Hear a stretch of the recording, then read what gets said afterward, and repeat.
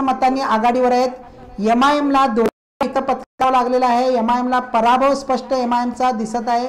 MIM पक्षाने जे मुस्लिम मतांवरती आम्ही निवडून येऊ असा जो त्यांच्या मनात होतं ते कुठेतरी आता तो असत्य ठरत आहे। एकाच चरांगे पाटील यांनी सुद्धा सांगितलेलं होतं की एकाच समाजावरती निवडणूक लढता येत नाही, एकाच समाजावरती निवडणूक जिंकता येत नाही, इतर समाज सुद्धा आपल्याला पाहिजे असतात, सगळ्या जाती धर्माच्या लोकांची मतं मिळाली तरच निवडणूक जिंकता येते असं जरांगे पाटील यांनी सांगितलेलं होतं। आणि ते आता कुठेतरी खरं होताना आपल्याला सोलापूर शहर मध्यच्या एकूण सगळ्या या वातावरणानुसार दिसून येत आहे।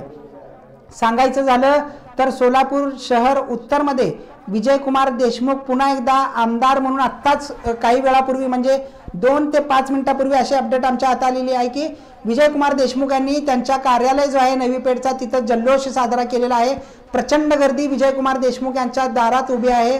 प्रचंड समर्थक तिथं विजयाचा जल्लोष साजरा करत आहेत। सोलापूर शहर उत्तर मध्ये महेश कोटे आणि विजय देशमुख यांच्यामध्ये काटेकी टक्कर लढाई होईल असं वाटत होतं, परंतु विजयकुमार देशमुख हे प्रचंड बहुमताने विजयी होताना आपल्याला दिसून येत आहे।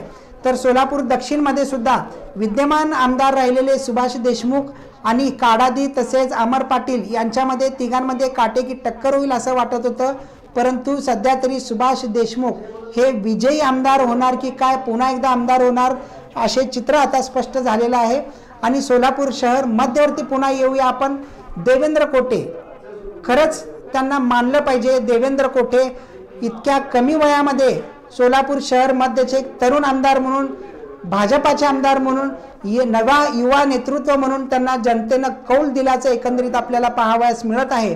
कारण हा गड किल्ला होता। प्रणिती शिंदे या ठिकाणी 3 टर्मचे आमदार होते, ते लोकसभेला गेल्यानंतर असं जणू वाटत होतं की आता हा गड नेमकं काँग्रेस राखते की मग एमआयएम कडे जात आहे की भाजपकडे जात आहे, परंतु सध्या नवीन अपडेटनुसार देवेंद्र कोटे हे 32,000 मतांनी 33,000 मतांनी सध्या आघाडीवर आहेत। प्रचंड मतांनी ते निवडून येण्याची शक्यता सध्या वर्तवण्यात येत आहे।